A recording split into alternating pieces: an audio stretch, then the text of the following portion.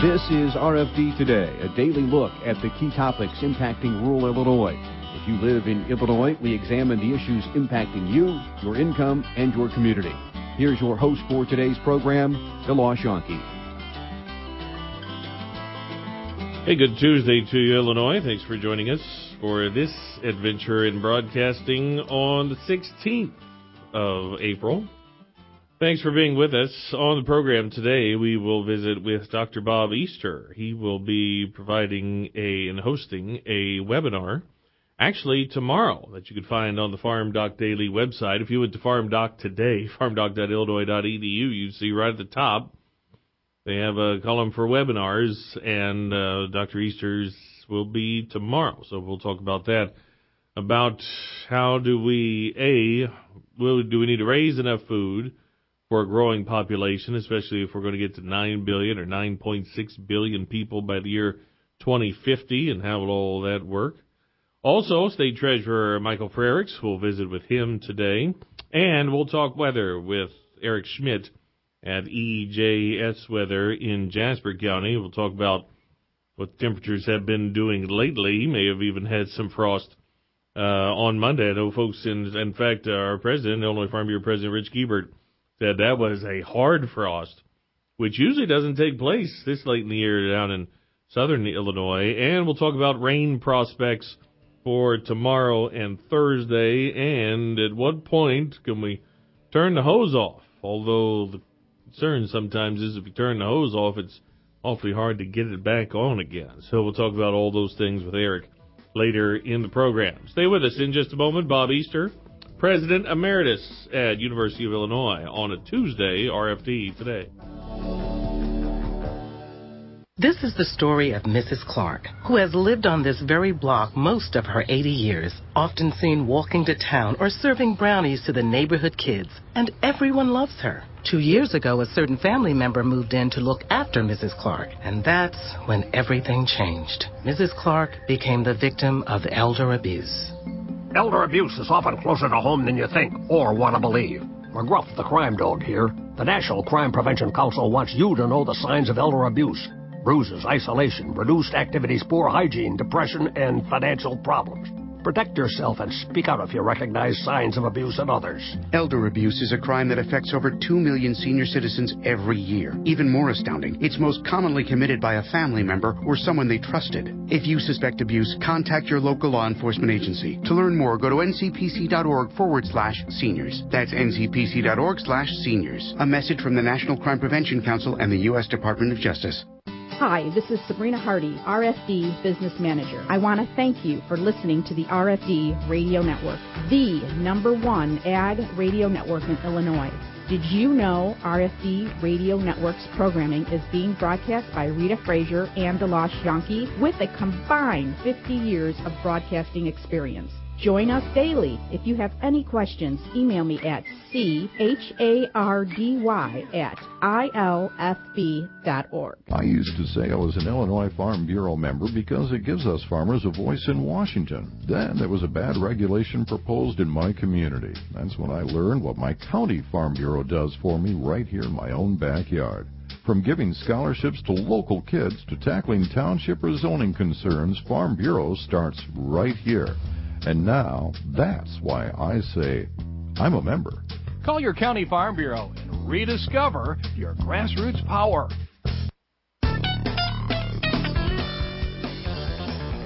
All right, joining us over the phone now, President Emeritus, University of Illinois, Dr. Bob Easter is on the phone. How are you, sir? I'm doing quite well. It's a nice day. Wednesday from noon to 1.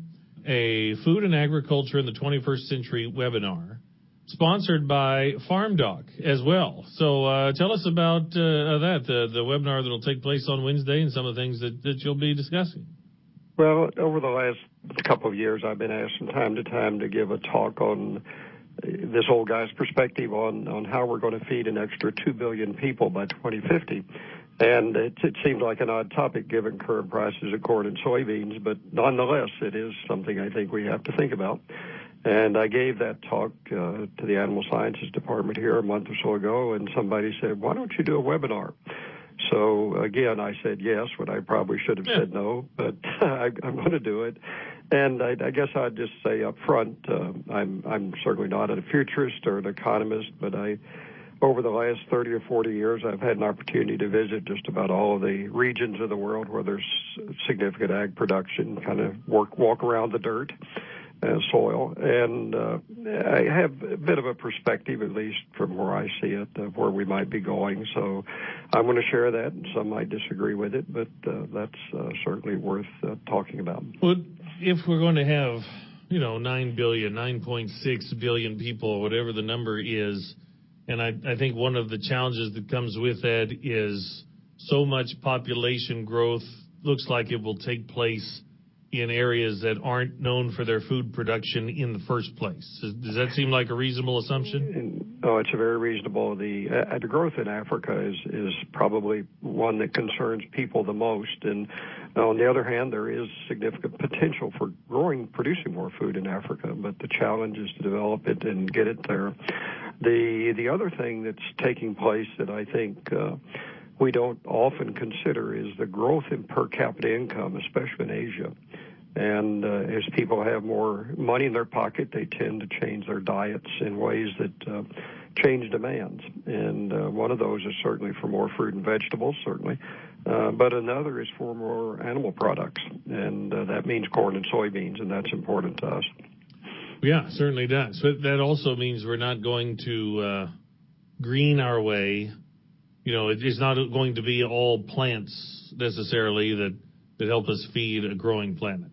I mean, that seems like that would be the easiest thing to do is, well, if we just planted this and this and this and more planted acres. But that would only be part of it. I was asked to speak last Monday in Monte Carlo, of all places, to the International Egg Commission. And they're grappling with some of these issues as well as they see demand growing and concern about having feedstuffs available. The focus tends to be on producing more plant material, and that's certainly important. But there's other things that we have to think about. One of those near and dear to my heart, of course, as an animal scientist, a pig guy, is how do we make animal production more efficient? And it's still in parts of the world, it's estimated that 30% of the food that's produced, plant material, actually never gets to the consumer because of transportation systems, storage systems, harvesting systems, and so forth. So there are a number of dimensions. It's not just produce more; it's the supply chain or the whole chain that's we need to be thinking about. Well, especially from a pork perspective, how lean can they get? I assume there's always room for improvement, but how lean can they get? How much heavier can they get? Those sort of things like. We're already using less feed and less space and less water and all those things, but I assume efficiencies can continue to develop. Yeah, I think so. And I think one of the things that I came across as I was getting ready actually for that talk is the role that technology is taking place, not just in genetics, but in agronomy, the introduction of digital technologies, prescription farming, or prescription planting, for example. There are gains being made in those areas as well that I think are still probably quite a bit of headroom there, particularly in the animal side. So I look to, the next 20, 30 years are going to be exciting. I think there's a lot of potential for new innovation and so forth. I think in two different cases here, talking about sub-Saharan Africa and even talking about very population-dense areas in Asia. Totally different landscapes, but at the same time, maybe the similar problem of, okay, well, how are we going to store all this? Especially anything that needs any kind of refrigeration or freezer space or cold storage, anything like that. Both of those seem like huge challenges. I think the world is open for innovation in that space, particularly if, and we're not involved significantly here in fruit and vegetable production in some sense, but the storage and transportation issues are significant, and particularly around cold storage, and that's even true for meat products. When I over about a 20-year period, made regular trips to China for the Soybean Association, trying to promote the use of more soybean products in soybean meal. And when I first went there, pigs were harvested and consumed the same day because there was no cold storage. Of course, that's changed quite a bit, but there's still a lot of opportunities around the world to change that environment. Dr. Bob Easter joining us over the phone. The webinar sponsored by FarmDoc will be Wednesday from noon to 1, talking about, will there be enough food? So as you get into that conversation, also thinking from a plant standpoint, does it automatically or naturally bring itself to a GMO, non-GMO discussion as well? Will you talk about that at all? I think one of the challenges is there's a list of challenges that I'll talk about, but as we develop new technologies, is developing government policies that allow appropriate technology to be used and convincing consumers that it's acceptable. It's a fascinating world. The conversation in Europe these days about soybean meal, of all things. Those who are concerned about devastation of rainforest in Brazil say that we shouldn't be feeding animals soybean meal. And I certainly am concerned about that. I think the opportunity is to increase sustainably intensify production so we can produce more on acres without having to inappropriately open up new lands. But there are places where that's appropriate also. So a lot of public policy conversations will need to take place, and certainly important for farmers to be part of those. Dr. Bob Easter will continue that conversation in just a moment here on RFD Today. Hello, I'm Trooper Teal with the Illinois State Police. April is Distracted Driving Awareness Month. According to the most recent report from the National Highway Safety Administration, 394,450 people were either injured or killed in distracted driving-related incidents. Avoid distractions while driving, such as talking on your cell phone, texting, eating, and even adjusting the radio. Wear your seatbelt and remember to just drive. A message from the Illinois Farm Bureau and the Illinois State Police. Yes, I listen to a lot of talk radio, but I wouldn't call myself a political junkie. I guess that's why I like being a member of the Illinois Farm Bureau. No matter what my comfort level is, Farm Bureau has something for me and my farm. As an Illinois Farm Bureau member, I can pick and choose what's best for me, from reading election news and Farm Week to actually going to Washington. That's enough to make me a policy nut after all. Call your county farm bureau and customize your membership today.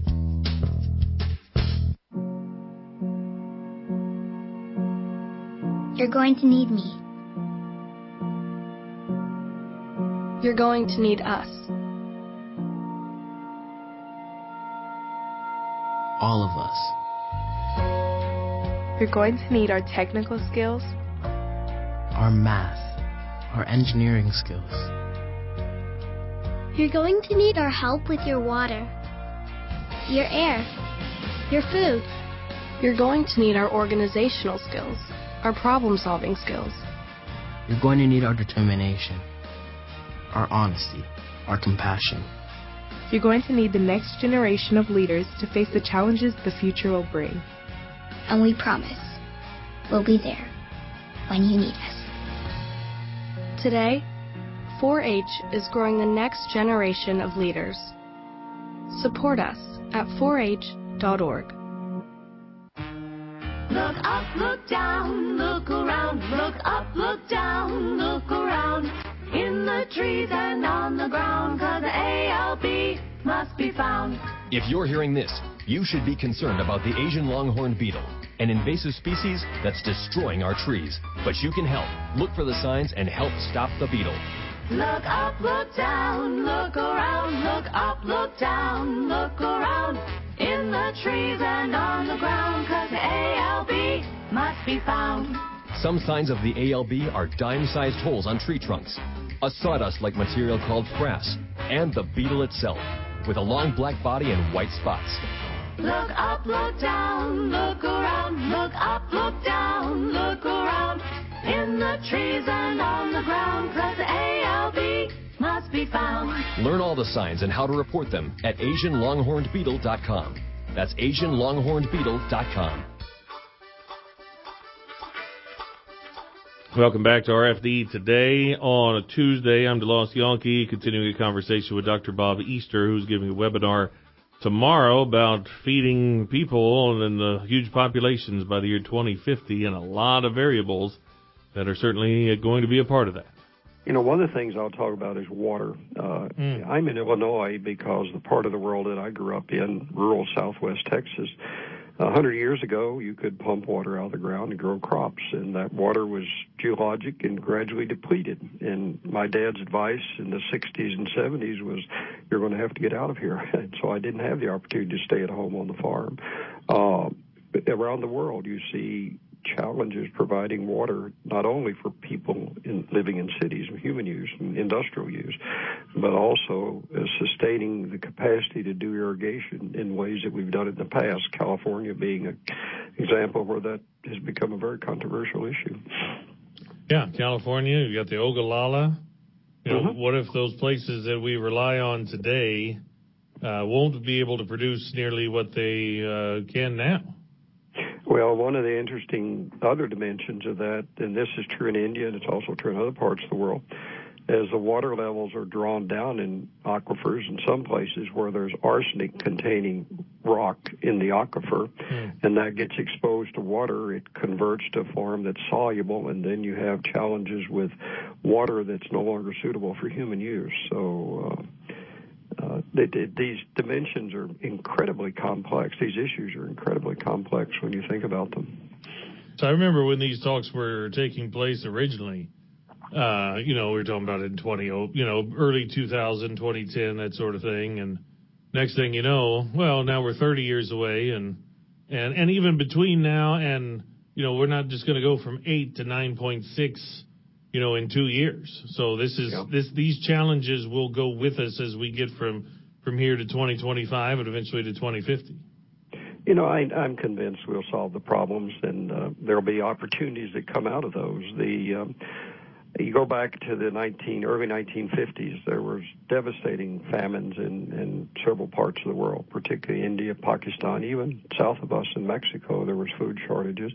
And we, through science and a lot of innovation on the farm, and farmers are important innovators, there was this thing called the Green Revolution. So as I came into the university as a faculty member, we were kind of at the end of that wave. The problems had all been solved, and to some extent we didn't worry much about it until 2008 and 10, as you refer, and there was food shortages in various parts of the world, and people realized that there are more people out there, and these things are coming back to bother us. We need to do more innovation. So hopefully places like U of I can help lead that innovation as well.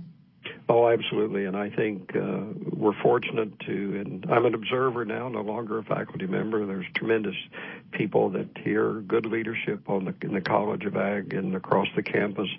And I think one of the things that's changed in the time that I've been associated with the university is in my early days, we were pretty much in the college, and now the sense is one can collaborate with anyone, anywhere on campus, and engineering, basic science is a tremendous opportunity to work with those folks to develop new ways of doing things. How does one get to view the webinar Wednesday? The FarmDoc website is promoting it, so go to FarmDoc, the website, and there'll be a link to get you signed up. I think as of this morning, there were more than 100 that signed up to log on, so it's getting some attention. Well, that's nice. That's good. Sometimes you're afraid to check those things because you don't know how they're going to turn out. But yeah, if they're going to be sponsoring it, surely FarmDoc would be the place to go. Was FarmDoc already there when you were dean? FarmDoc is a part of the success of something called the Council for Food and Agriculture Research. David Sheeklin was dean back in those days in the 90s, and the state made a decision to start putting some additional funding into the ag colleges on all 4 campuses, Western, Southern, here, and where was the 4th? I guess Illinois State. And FarmDoc was created by faculty in ag and consumer economics as an effort to get information out to the industry.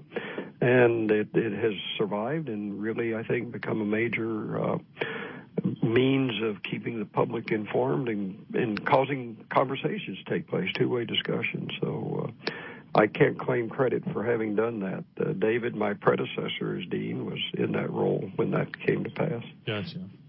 Well, should be very good discussion, or, very interesting to see your thoughts about this. Will there be enough food, and then how do we get all that food from place to place? India, you mentioned India. Boy, there's another one. How many people are going to be in China and India and Middle East 25 years, 30 years? I travel to India usually about once a year. I volunteer. These days I volunteer with things, and this is the ADM a number of years ago gave the University of Illinois a very nice gift to establish an institute for post-harvest loss, the ADM Institute for Post-Harvest Loss. And they have projects working in India on this issue of drying grain. You're in a little village, maybe your farm is an acre. There's no electricity, there's no fossil fuel. You don't have any money, and yet you're going to harvest a corn crop, and your family's going to live on it for the next 6 months. And humidity's high. It's in the rainy season. How do you deal with that? It's a challenge. Wow. And populations continue to grow too. Sure. Fascinating. Well, thank you very much. Appreciate it, and best of luck to you. Hopefully, it's a very well attended webinar this week. Well, and I hope it's of interest. Thanks for the opportunity. Dr. Bob Easter, President Emeritus, University of Illinois. Just go to the Farm Doc webpage. Shoot, if you're going to get rained on tomorrow, you can certainly watch the webinar tomorrow. This is RFD Today. RFD Today, here on the Illinois Farm Bureau Radio Network. Farm Week and FarmWeekNow.com journalist Daniel Grant connects rural routes for you. With more than 2 decades of reporting under his belt, Dan is the go-to source for farmers when it comes to commodities. Here's a bit about his rural roots. I grew up on a grain and livestock farm near Roseville in Warren County. What I love about my job is working with people, traveling across Illinois, and visiting farms along the way. Be it routes or roots, RFD Radio, FarmWeekNow.com, and Farm Week keep you connected. Attention corn farmers. Your corn checkoff dollars are working with the U.S. Meat Export Federation to grow red meat export volumes. Because when we're exporting beef, we're also exporting corn. The beef industry consumes 28% of all corn fed to livestock, plus additional corn in the form of DDGs, a co-product of ethanol production. Now that's what we call working an angle. Your checkoff is working corn from all angles. Because of the Illinois Corn Marketing Board, your profitability is our bottom line. A message from the Illinois Corn Checkoff. If you're in the mood for some sprucing up, you're in luck. From big to small or farm to front yard, your Illinois Farm Bureau member discount from John Deere is ready and waiting to help. It's easy to think green when it's the Rewards Loyalty Program with savings on equipment, special parts, and home and workshop products. Whether your tasks involve mowing, planting, or cleaning, you'll be set for whatever your work requires. All you need to do is sign up, have your membership number handy, and go to johndeere.com/farm bureau. As you prepare for planting season, remember your neighbors. Whether you're an applicator, grower, or beekeeper, use FieldWatch to register your farm and monitor for sensitive sites around you. FieldWatch is a free, easy-to-use online mapping tool.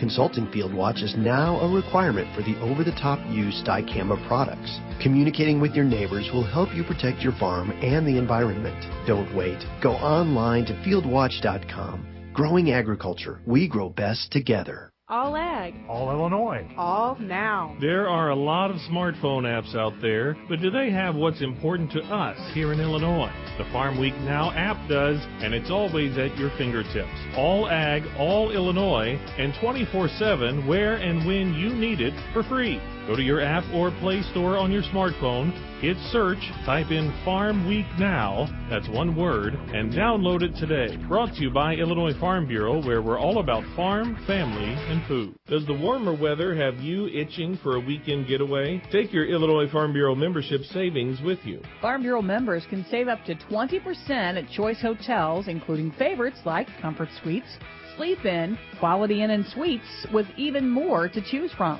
Call 800-258-2847 or visit the Choice Hotels website to search all the hotels at once and to make advance reservations. Contact your local County Farm Bureau for your discount code number.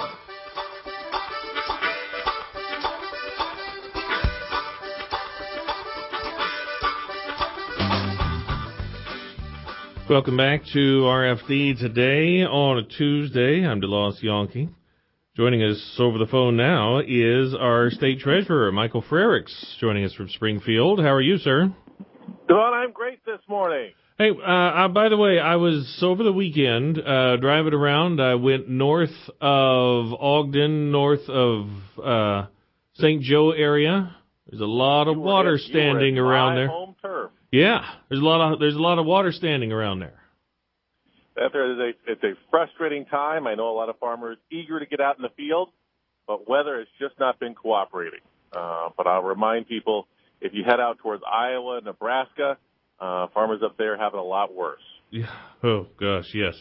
My dad has used the term disaster more than once this year, and he's only been on the southern end of that from what folks have having to deal with. We'll talk weather later in the program as well. You know, one of the things I remember the first time we talked, it was when the budget impasse was taking place, and I'm sure you had the question all the time then. Didn't mean to be flip about it, but the question was, well, what does the treasurer do if we don't have a budget? But turns out there are a lot of different programs and funds that your office oversees. Yeah, we oversee a lot of things, and not all of them require a budget. I didn't want to tout that too loudly at the time because it was very important for the future of the state. Sure. We got something in place, but we're in charge of college savings programs. We help families save their own money for their kids' college education. The state doesn't own that money. The state doesn't have control over it. So we didn't need a state budget to work that program. Same thing with our unclaimed property. You know, this is money that we collect on behalf of our citizens. The state never takes ownership of it. We'll pay out at any point. Someone can come and claim it. And while the comptroller was unable to write checks for services provided to the state, we were able to write checks for unclaimed property because it doesn't belong to the legislature. It belongs to our citizens. What about with college funds, and what does that look like? That's not a 529 necessarily. What does that mean for college funds? In our office, it is the 529 program. Okay. College Illinois, which has had some problems and is currently closed to new members, is administered by the governor's office. In the treasurer's office, we oversee Bright Start and Bright Directions. Think of them like a 401k. You put money in, you invest it. That growth is tax-free as long as it's used for an approved higher education expenditure. We think this is so important for the future of our state because if a young person knows they have a college savings account in their name, they're 3 times more likely to attend college. And they're flexible. They can be used for a university, a community college, a trade program. We think it's a good way to put young people on a pathway to success. Well, that's great because, well, quite frankly, it doesn't have to be college or nothing. You know, there are certainly plenty of different options and different ways to go about getting skills or any kind of training for on the job. Exactly. A university degree is not for everyone, but more and more today, if you want to have success and find a good job, you have to have some sort of skill training. You can go to a trade school or community college. I think there are a lot of farmers out there that said, when I was entering farming, you didn't need an education. You just needed a strong back and ability to work hard. You see how much farming has changed, how technical it's become, how you have to become marketers. And it really is more and more important to have additional skills and education beyond high school. Right. Well, I would think if I was investing that through the treasurer's office, that money would be pretty safe. What is it up to the person, or just how aggressive are you to make sure that there's a lot more in there whenever that time comes? Well, we try and make sure that the program is run safely, but individuals get to make decisions of how much risk they want to take. There are a lot of farmers who are very comfortable with risk. Every year they take a big gamble. They put a crop in the ground. Hope it turns up big. Some years it doesn't. Same thing with the market. If you have a high tolerance for risk, you can invest in a lot of equities and get a good return. Or you could lose money like you saw in 2008, 2009. If you don't have that tolerance for risk, you can invest in more bonds and cash management. You won't get as high a return, but you won't be putting yourself out there with a risk of losing too much either. But that's up to the individuals. We empower people, give them the tools they need to invest in themselves, give them the flexibility to determine their own risk tolerance. Is there a maximum per contribution per year that can be part of that? Well, there's not really a maximum contribution per year, but if you want to take the state tax deduction, it's a maximum of $10,000 per individual or $20,000 per year for a family. Is that what's being discussed in Springfield this year? I know there's legislation in the hopper this go around. Yeah, one of the things we've proposed is we'd like to get more families saving for college. And we think one of the ways you do that is by seeding some accounts for newborns here in the state. You know, one of the strongest forces in the universe is inertia. Body in motion tends to stay in motion, and a body at rest tends to stay at rest. What we want to do is open up accounts with a $50 deposit from the state. Then parents are going to get quarterly reminders about that account that makes it much more likely that they will go ahead and be saving for their kids' futures. We as a state do a lot better when more of our children are getting an education and more of them graduate with less student debt. This is a real break on our economy right now, the amount of student debt accumulated throughout this country. We've got a whole generation of young people graduating with tens of thousands of dollars in debt. It means they're going to delay making car purchases or buying a home, might even delay starting a family. These are big expenditures that help our economy. We all have a stake in solving this problem. Right. Hang on, we have a break coming up here, but let's keep you afterward if you don't mind. State Treasurer Michael Frericks will talk about that and more issues from the Treasurer's Office on RFD today.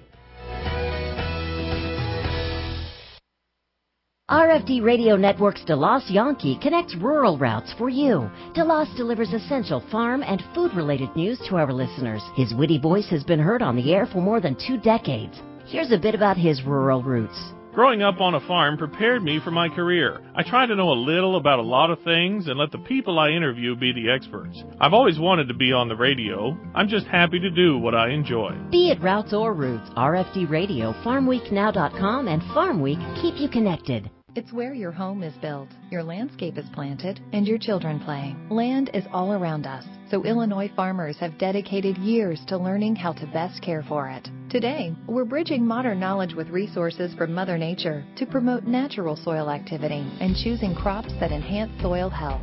To learn more about conservation efforts, visit ilfarmersconserve.com. Preserving our water, protecting our land, providing our food. This message brought to you by Illinois Farm Bureau. Let's check the markets on the RFD Radio Network. I'm DeLoss Yankee. Boy, we're moving lower today. Started just as a turnaround Tuesday. We're down double figures for wheat. We're down a nickel for corn. May down 5, 3.57 3/4. July down 5, 3.66 1/2. December down 4 1/2, 3.86 1/4. May soybeans down 7 1/2, 8.91 1/4. That's on the low right now. Corn's about half off the lows.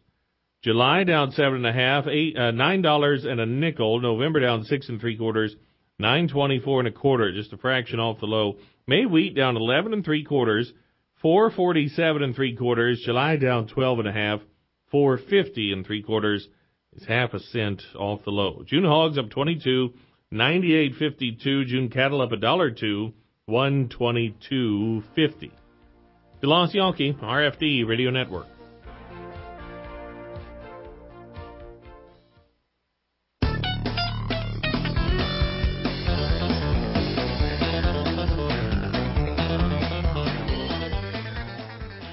Welcome back to RFD today on a Tuesday. I'm DeLoss Yankee.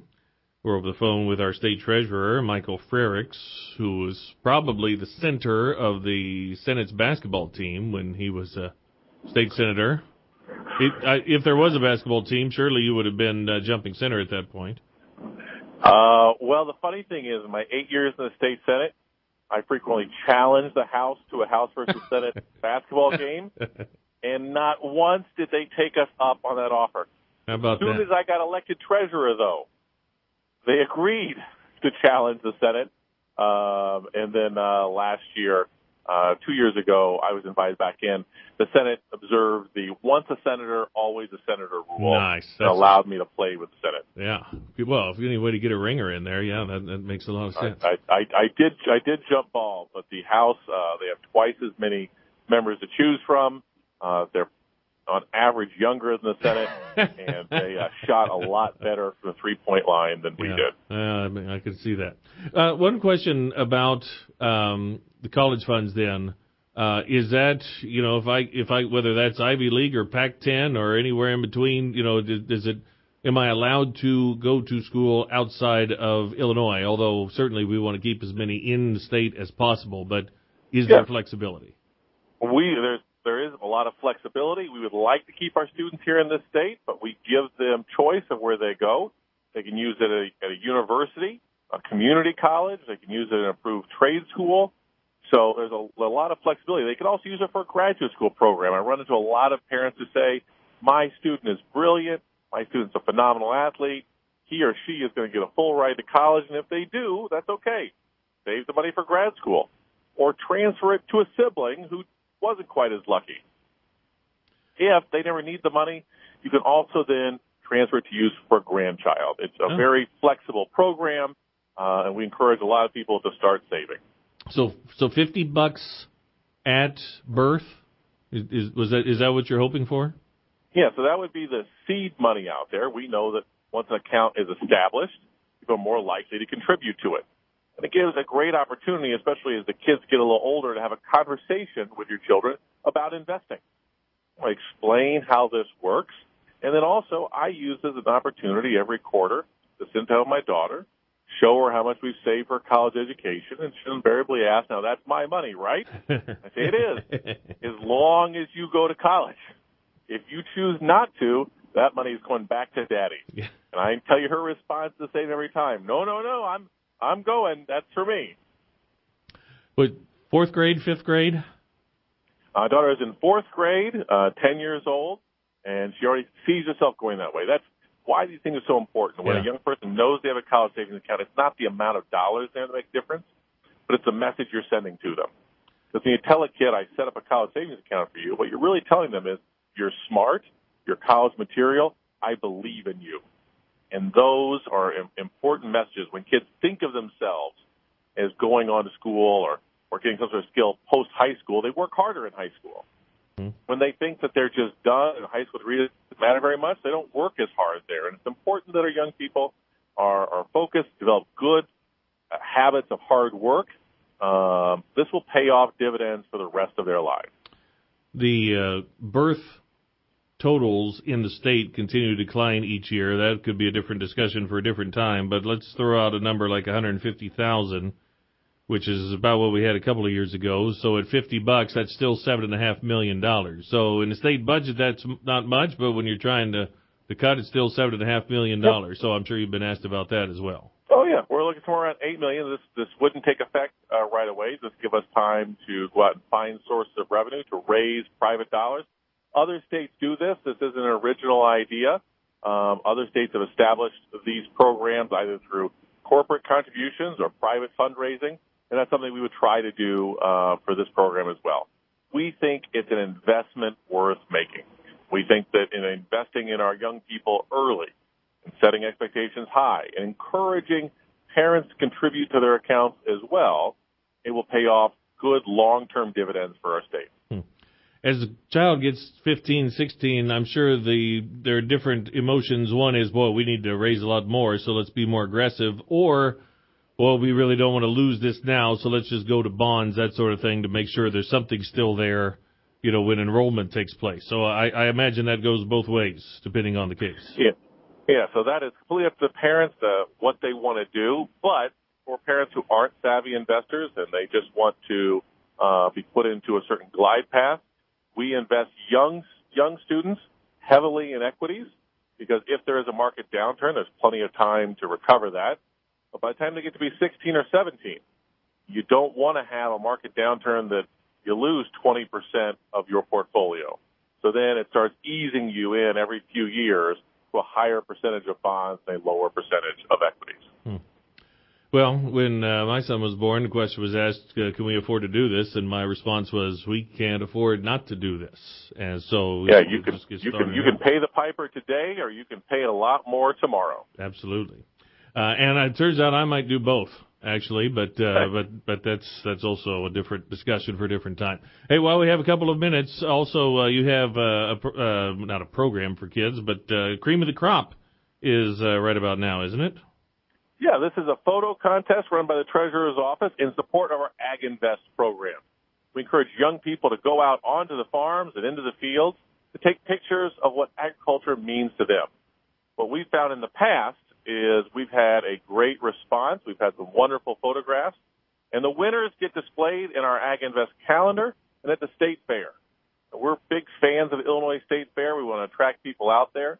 And so we highlight the winners of our Cream of the Crop contest. We also do an annual unclaimed property live auction out there, encouraging more people to come out and see Illinois' bounty. From age to 8 to 18, is there a deadline coming up for that? A deadline will be June 26th. Oh, okay. We've been encouraging people throughout the year because agriculture is not just planting season. It is a year-round operation. And so hopefully students have taken some pictures already. But if they haven't, there's still time to go out, submit your 2 best photographs, and we've got a board that chooses the winner, and look forward to seeing some of the talent that our young people have here in the state. All right. Just simply go to IllinoisTreasurer.gov, and you can give the Treasurer a follow on Twitter as well, at ILTreasurer. I remember seeing you last year at the State Fair. We're celebrating kids and their photographic talent. So, yeah, let's make sure we get a lot of entries in this year. I look forward to seeing students again this year. We know that when we get young people out onto the farms and out in the field, they see that agriculture is maybe a little different than what the stereotypes have shown them. Yeah. We hope to spark interest and spark a new generation of agriculture leaders. All right, good to visit with you. Our time has come and gone, but we appreciate the conversation. We'll talk to you again next month. Thanks very much. Talk to you next month. Have a great day. You too. State Treasurer Michael Frericks. And again, IllinoisTreasurer.gov, on Twitter at ILTreasurer.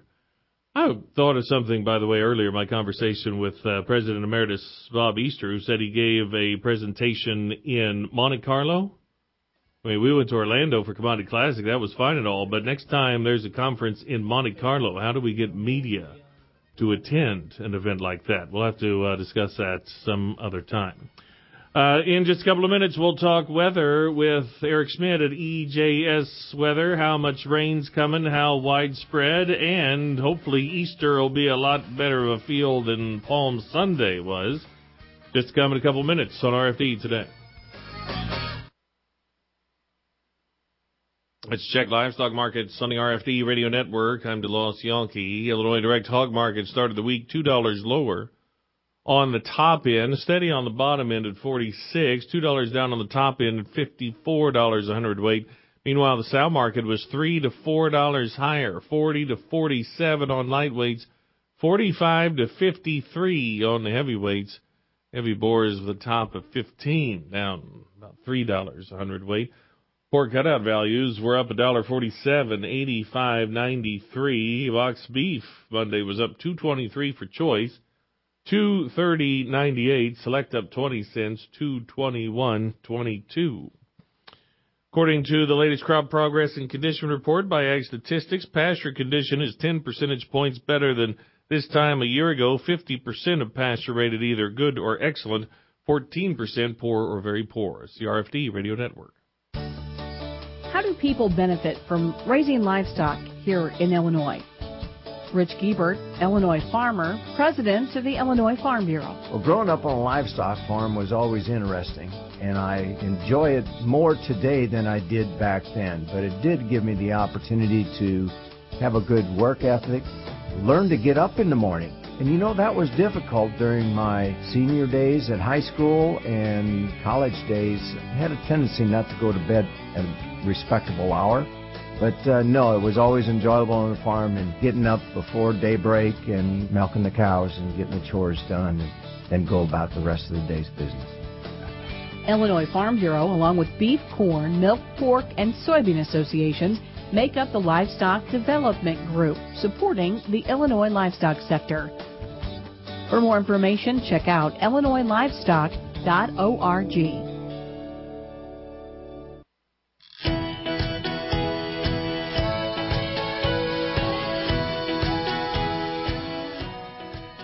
Welcome back to RFD Today. On a Tuesday, we talk weather on Tuesday, and today we'll talk with Eric Schmidt at EJS Weather in Jasper County, just on the outskirts of Newton. How are you, sir? Okay, and yourself? Good. Did you get a freeze yesterday, Sunday night into Monday? I believe we did get down to around freezing across our area. Yes, we did. I know a lot of people brought some of the plants out that they had already brought out. They brought them in, I know. So, yes, we did get a light freeze. As you move farther south, that freeze was a lot harder, and that doesn't seem to normally take place in mid-April, does it, down as you move farther south? Well, especially, as you move farther south, that might be a little rare. I know for around here, our average last frost date is around April 20th. Oh. So, but certainly farther south than here, that would be getting to be kind of in rare territory, but not totally unheard of. All right. Well, does that mean we still were we still in the window then for this year? Is there a chance to get back down again at some point? Looking ahead, there is another little cool spell. Looks like around Friday night behind this next frontal system. Right now, most models are saying more in the mid to upper 30s, so not quite a freeze, but we'll have to monitor that. And even especially northern parts of Illinois, you can't totally rule it out. Even late April into early May at times to get one more close to freezing mark temperature. But certainly as you get toward farther south in Illinois, once you get past the middle to end of April, it does start becoming less likely. All right. So how much rain Wednesday and Thursday, and how widespread do you think it's going to be? It does look fairly widespread. I mean, it's a frontal boundary gradually moving across. Mostly Wednesday night into Thursday, showers and some storms. Right now, all of the severe weather kind of looks to stay mostly to our west and south of Illinois. At this point, we'll have to monitor that. But it does look like, it'll be a fair amount of rain across most of the state again. And then kind of dries out after that as we head toward the weekend. And then maybe you have to watch another frontal system as we get into early next week. Oh, I was going to say, how long can we go between then? Because it seems like every 3 or 4 days there's another one to throw a wrench in the works. So think that's still the case? Yeah, I mean, it looks like, again, we got the one Wednesday night and a Thursday. Next one right now looks Monday into Tuesday. That one at the moment doesn't look as wet as this one coming here in a few days. But, again, just have to monitor that. And then past that, the long-range models kind of indicate maybe a bit of a drier stretch for much of the rest of next week. But then maybe another wet system in the last weekend in April. So it's just kind of we're in one of these patterns where it is coming about every few days, and sometimes that's just how spring is.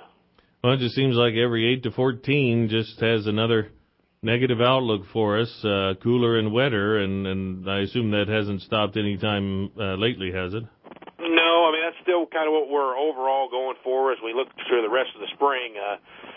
Potentially slightly cooler than average temperatures along with wetter conditions. That's mainly, that's kind of a typical, we do still have that weak El Nino in place across the Pacific Ocean, and that's more of a common thing around here when you have that in place, and cooler and slightly maybe wetter than average rest of the spring, and then kind of a more mild to average summer temperature-wise with maybe possibly a wetter summer. So that's just kind of one of the things that comes with El Nino. Well, part of the deal. So as you move farther north, 8.5 inches of snow in Bureau County Sunday, 8 inches in other parts of the state. When Palm Sunday is in mid-April, I don't feel like that sort of thing is supposed to happen. But this year, just expect the unexpected, I guess. Yeah, I mean that is getting to be rare, even for parts of northern Illinois like that, to have that big of a snowfall. Certainly, just kind of the right setup occurred there. Just had just enough cold air in place on the northern end of that system. So certainly that's a rare event for this late in April. But just a reminder that winter is still trying to hang on, but shouldn't see too much more of that. Well, April seems to be a time where severe weather can show itself. We've just had different kinds of intensities this go around, haven't we? Yeah, certainly April is the beginning of severe weather season. When every time a front kind of comes into the area, you do have to watch for the severe storms. And like I said, with this next one, we don't see more of a low risk, if any, with the next front. But as we get, of course, into later April and certainly into May, the severe weather threat does go up in this area. Okay. All right. Well, thank you, sir. Appreciate it, and we'll talk to you again in May. Hopefully we'll have something better to talk about then. Yep. Happy Easter. Oh, yes. Happy Easter to you, too. Eric Schmidt at EJS Weather down in Newton. On tomorrow's program, Illinois Farm Bureau President Rich Giebert. They got 2 solid inches of rain over the weekend, so while he's up here, he's not missing any field work, put it that way. Brett Stolte and David Powell, Growmark Agronomy, how to get weed management, also burning down cover crops when it's this wet. Jim Bauer at Bauer Trading. When will we get a spring rally? I'm DeLoss Yankee saying watch your ends. We'll be in studio tomorrow. More farm news and information ahead. Stay tuned for more RFD Today here on the Illinois Farm Bureau Radio Network.